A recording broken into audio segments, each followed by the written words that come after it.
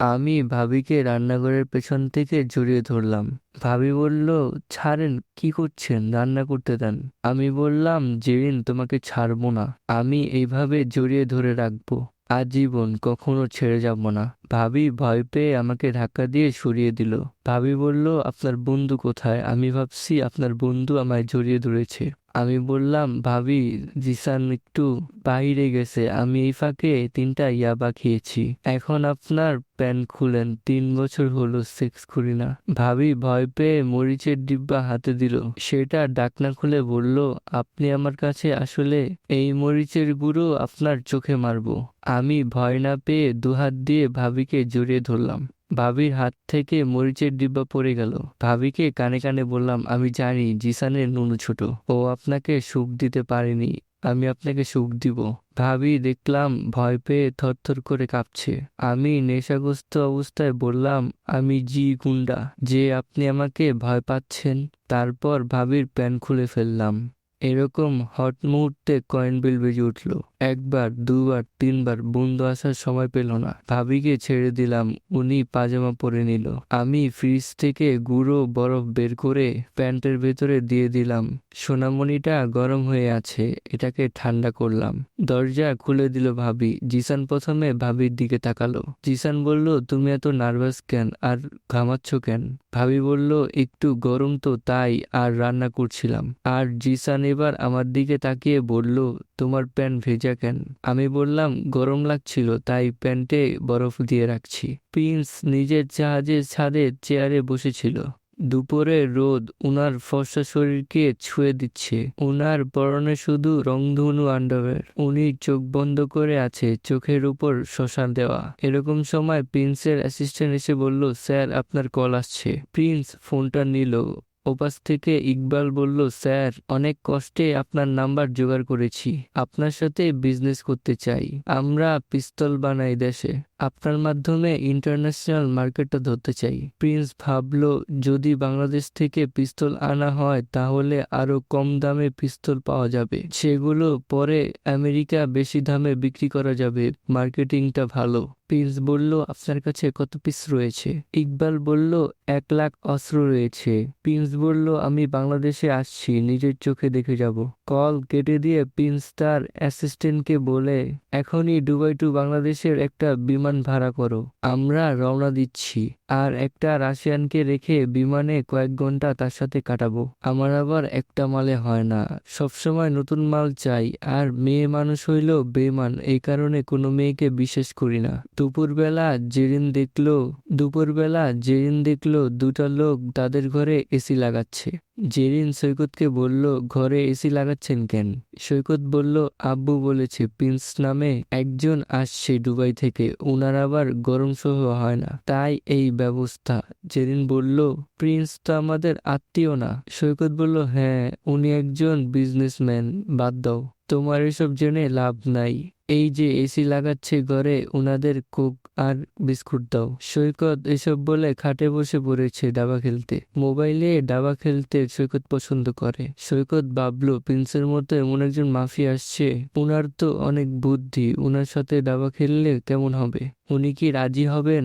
বিমানে বসে টিভি দেখছে প্রিন্স, সোনার রিং হাতে, উনার কাচের গ্লাস, মদের গ্লাস। উনি মদ খুব পছন্দ করেন। মদ খেয়ে প্রিন্স অতীত নিয়ে চিন্তা করেন। প্রিন্সের মনে পড়ে যায় স্ত্রীদের কথা, তাদের খুব ভালোবাসতেন, কিন্তু উনাকে ধোঁকা দিয়ে স্ত্রীরা পরকীয়া করেছে। উনার মনে পড়ে যায় বন্ধু ভাবছে উনাকে ধোঁকা দিছে। একজন প্রিন্স এখন আর কাউকে বিশ্বাস করে না। এই বিমানটা পুরো খালি, শুধু প্রিন্স লোকটা রয়েছে, কোনো আউটলুক নেই। প্রিন্সের কাছে রাশিয়ান মেয়ে পাঠালো। প্রিন্স মদের নেশায় রাশিয়ানের বদলে নিজের বউয়ের প্রতিছবি দেখতে পেল। প্রিন্স হাসলো, কারণ তিনি জানেন এইসব মদের পিনিকের কারণে হচ্ছে। প্রিন্স রাশিয়ানকে বলল, open out shirt and shirt my cook. বাংলায় অনুবাদ, তোর জামা খুলে আমার মুরগি খা। রাতের বেলা দেখি জিসান আর ওর বউ কি যেন নিয়ে তর্ক করছে। আমাকে দেওয়া হয়েছে সোফার রুমে ঘুমাতে। আমি দরজায় কান পাতলাম শোনার জন্য। ভাবি বলছে, তোমার তো নুনু ছোট, এই জন্য সুখ দিতে পারো না। এইভাবে আমি সুখ না পেয়ে অন্য কারোর কাছে যাব। জিসান বলল, আহা মিতু, এমন করছো কেন? আমি তো সেক্স ট্যাবলেট খেয়েছি। এখন এটা না দাঁড়ালে এটা কি আমার দোষ? মিতু বলল, হ্যান্ডেল মারতে মারতে তোমার মেশিন নষ্ট হয়ে গেছে। এখন সাপ ঘরে ঢোকার আগে বমি করে দেয়।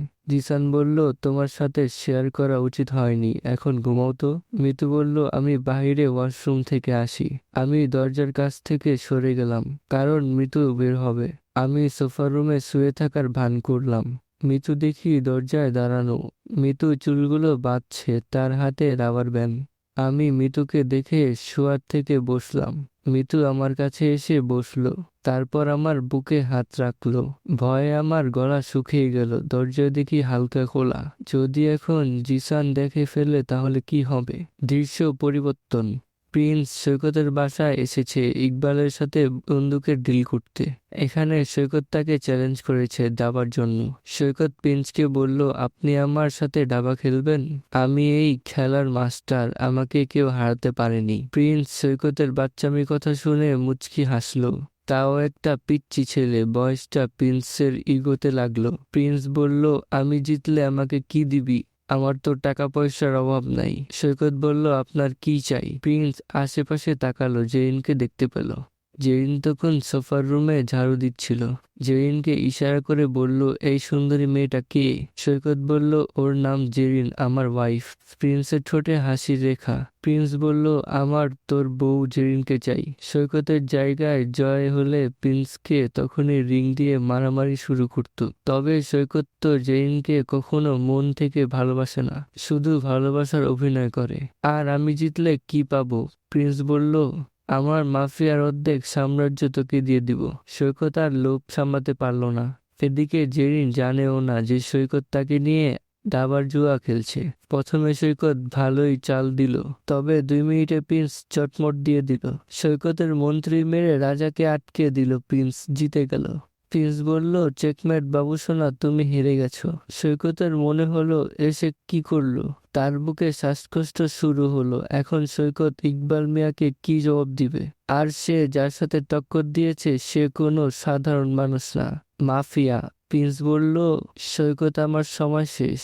তোমার বাবার সাথে ডিলটা হলো না, তবে তোমার সাথে ডিলটা ভালো লাগলো। আমি জেরিনকে নিয়ে যাচ্ছি। সৈকত হতাশ হয়ে চুপ হয়ে গেছে।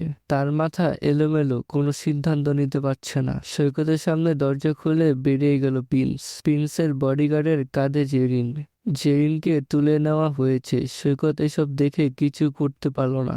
এবার জেরিনের কি হবে? পিচ্চি বউ পর্ব 42 নাম্বার, সিজন 2।